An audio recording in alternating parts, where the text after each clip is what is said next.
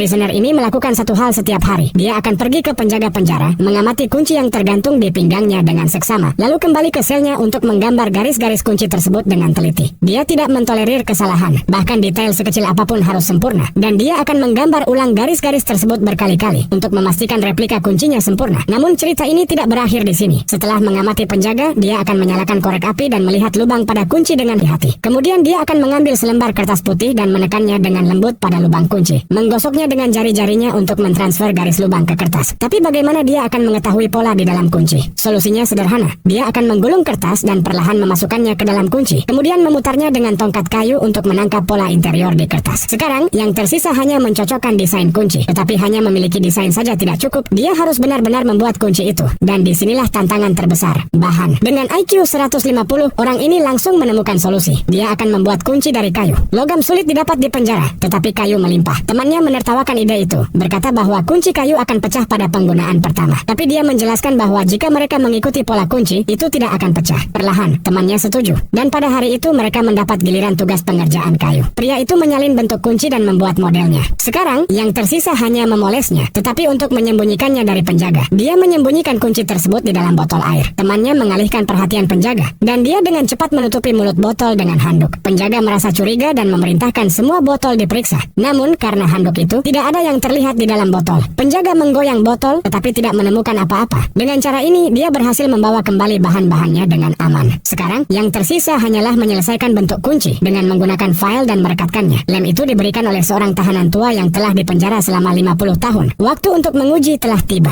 Dia memasukkan kunci ke dalam lubang kunci, dan ketika dia mendengar suara klik, napasnya terhenti. Pintu terbuka. Tetapi melarikan diri tidak semudah itu. Dia masih harus membuat semua kunci untuk seluruh penjara. Jadi selama beberapa hari berikutnya, dia dengan hati-hati mempelajari kunci penjaga setiap kali dia mendapat kesempatan.